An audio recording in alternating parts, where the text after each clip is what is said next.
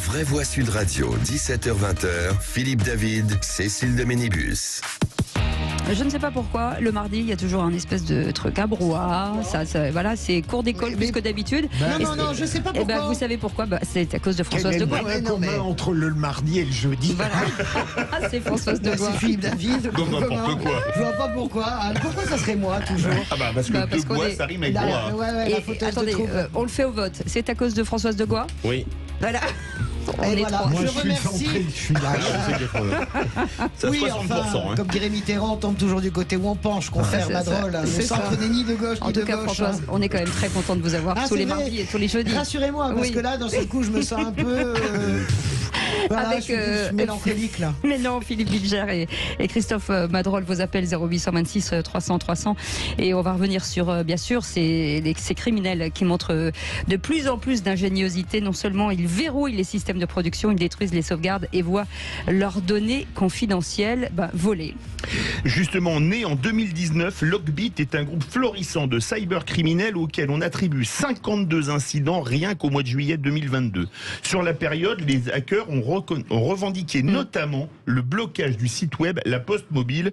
Lockbit aurait mené plus de 1200 attaques depuis sa création en 2019, selon le décompte du site Zataz, spécialiste du numérique. Et donc la question du jour, j'ai envie de se poser avec vous, j'allais dire Félix Mathieu, pas du tout, Philippe Bilger, est-ce que finalement, selon vous, ces attaques sont assimilables au nouveau terrorisme ?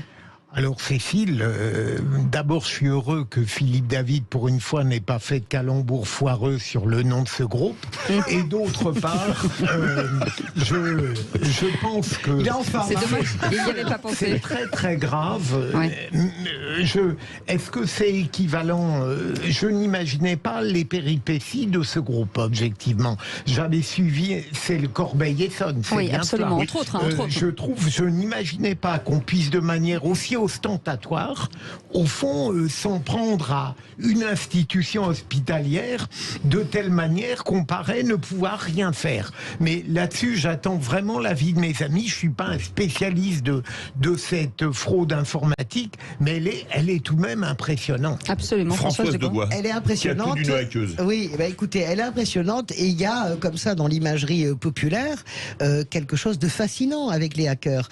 La notoriété, par exemple, du personnage de Lisbeth Salander qui craque absolument tout, qui est capable de craquer. C'est-à-dire que le hacker, c'est la personne qui va rentrer dans un système verrouillé, on nous cache tout, on nous dit rien, et qui va sortir les données, qui va même, pourquoi pas, se servir de quelques centimes sur les comptes en banque. Donc il y a une forme, comment dirais-je, presque de complaisance à l'égard des hackers dans la fascination qu'ils exercent par rapport à leur intelligence, à leur expertise, leur volubilité. Mais là, la réalité, c'est que c'est des salopards. C'est-à-dire que, évidemment, les cibles favorites, ce sont les hôpitaux. C'est pas le premier hôpital qui est hacké parce que il y a une urgence. Et c'est un gros hôpital. Et c'est un gros hôpital parce que, évidemment, il y a une urgence. Il y a une urgence de payer. Parce que quand vous êtes un hôpital, que tous vos systèmes sont hackés, que tous les dossiers patients sont plus accessibles, etc., eh bien, il y a une urgence à rendre. Donc, il y a le côté presque romantique sur cette fascination qu'on peut avoir pour les hackers, pour leur capacité, finalement, à rentrer là où nous ne rentrerons jamais.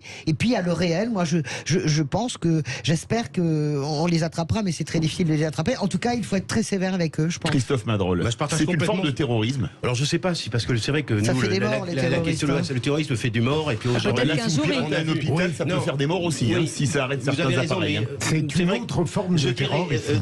Françoise a parlé des salopards, on peut parler d'escrocs, mais bon, la question des hackers, et tu as raison Françoise, c'est vrai, il y a l'histoire du Millennium, mais il faut se rappeler aussi que les hackers ont pu bouger des élections. C'est-à-dire qu'ils ont pu rentrer dans et souvent, quand nos concitoyens nous disent pourquoi on ne fait pas le vote électronique, souvent la réponse c'est on pourrait effectivement trafiquer le résultat des élections municipales, législatives ou présidentielles. Donc il y a un nouveau terrorisme sur les réseaux sociaux, il y a du terrorisme au niveau donc de ces hackers et toutes les entreprises aujourd'hui, et je les rencontre régulièrement dans mon mandat régional, se forment aujourd'hui par rapport à cela.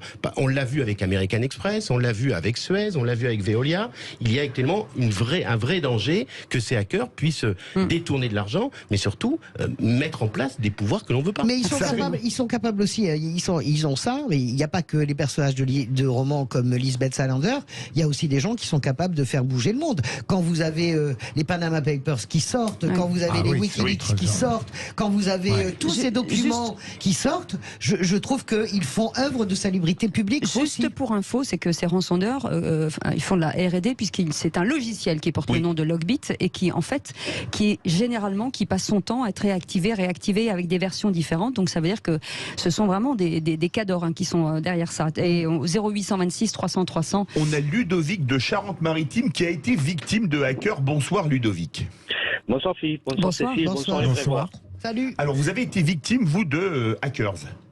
Oui, notre administration, au moment de Noël 2020, a été victime d'une cyberattaque russe qui a exploité une faille de sécurité sur un matériel, sur un pare-feu tout simplement, qui n'avait pas été mis à jour. Donc, de toute façon, il faut savoir que tout ce qui est les Russes, tous les hackers du Darknet exploitent toutes les failles de sécurité qui puissent exister. Il n'y a pas que le mail, c'est le premier moyen de hackage pour l'utilisateur lambda, mais après pour les collectivités, il faut savoir que bien sûr ils récupèrent les données personnelles pour les exploiter, puis ils prouvent qu'ils ont récupéré pour demander des rançons, mais également en deuxième lieu, il y a quelque chose qu'on peut voir aussi de manière indirecte vis-à-vis du terrorisme, c'est qu'il y a possibilité d'usurper les identités de quelqu'un. Absolument. Également. Oui, c'est sûr que quand on récupère dans un hôpital les numéros de carte vitale, les copies de carte vitale, on peut parfaitement usurper l'identité de quelqu'un. Merci beaucoup Ludovic. Vous voulez réagir, Françoise Degois? Je voulais juste dire qu'il y a des hackers à l'époque, je me souviens, sous le gouvernement François Hollande, il y avait des hackers qu'on appelait les chapeaux blancs, qui avaient été engagés très discrètement pour aller pourchasser justement les terroristes sur le Darknet. C'est-à-dire que c'était la guerre entre les chapeaux blancs et les chapeaux noirs, pour infiltrer aussi, pour donner de fausses informations. Je veux bien qu'on parle des hackers russes, c'est pas ma tasse de thé, mais les hackers américains sont pas mieux. Vous avez les hackers français, les hackers indiens sont hors du commun. Je veux dire, les asiatiques. Donc, je veux dire qu'ils ont aussi, là, c'est le côté obscur, mais il y a un côté également de hackers surdoués d'internet qui sont capables de pénétrer dans le darknet, de travailler avec le FBI, avec les services de renseignement européens pour démanteler des réseaux pédophiles, par exemple, pour démanteler, en tout cas pour pénétrer. Mais si, mais pour pénétrer aussi, comment dirais-je, les réseaux terroristes. Donc les infiltrés d'une autre sorte. Oui, c'est ce qu'on appelle les chapeaux noirs. Ils les appelaient, leur nom de code était chapeau blanc, qui tapaient contre les chapeaux noirs. Pour rappel, la ville de Virginie aux États-Unis, les hackers ont bloqué la ville pendant 1 mois, c'est-à-dire que les services de sécurité, les services de la mairie, les services de secours. Donc ils avaient demandé $500 000, ils ont fini par payer $10 millions. Voilà, c'est ce que ça leur a coûté. Qu'une centrale nucléaire demain soit prise en otage. On peut imaginer qu'une ville, effectivement, comme Virginie, on peut imaginer n'importe quoi. Toi, je compare pas la question des hackers. On va y aller. C'est vrai que c'est court. Bon, mais je suis long. Vous savez que je suis long. Et non, mais on reviendra dans un instant. On en reparle. On aura l'occasion d'en reparler. De faire bref. Non.